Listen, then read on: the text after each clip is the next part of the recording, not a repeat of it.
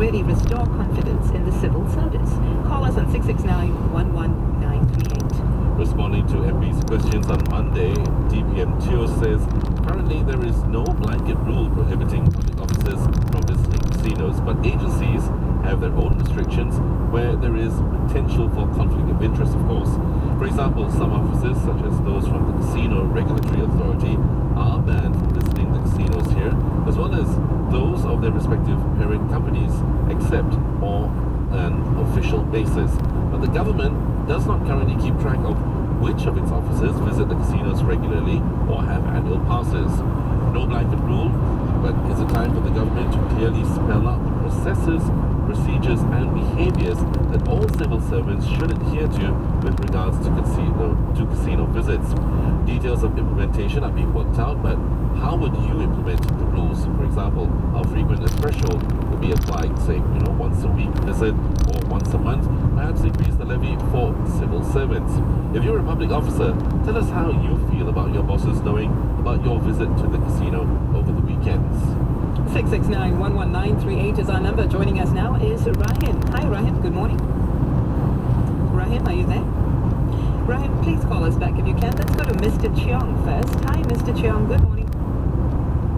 Well, apparently we don't even have Mr. Cheong on the line unless I try it differently. Mr. Cheong, can you hear me now? Yes. Very good. Okay. Sorry about that. Technical issues, and I've already fixed it. Go ahead, Mr. Cheong. Yeah, I got a couple of feedback, I think that the regulations shouldn't be just about banning people public officers to go to casinos, because there could be other conflict of interest areas. Right. I give an example of the financial industry from just where I come from, okay?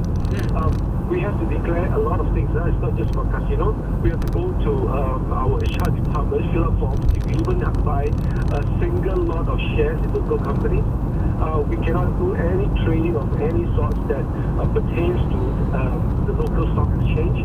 I cannot pick up the phone calls of the trading firm. All this came around, I think, because of possible conflict of interest.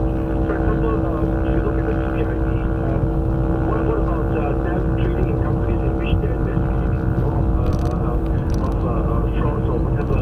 So I think the whole regulation of preventing corruption has to extend beyond gambling. How can the financial services people be supervised more closely than the public servants? Right, I know what you mean. And of course, several issues are also being raised in terms of the procurement processes, which are being tightened across the board, actually. And independent oversight also over key appointments in the public service.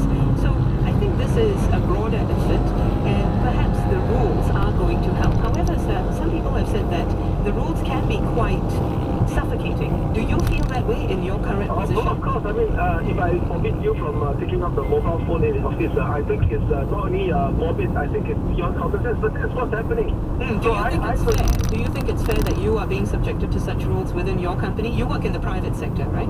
Yeah, of course. Do you think it's fair? It's all warranted? Or I mean, it's not a very fair rule. I wouldn't say it's fair at all, but it's understandable that there should be such checks and checks. Yeah, I mean, if you were the owner of the bank, wouldn't you do the same to your employees, right?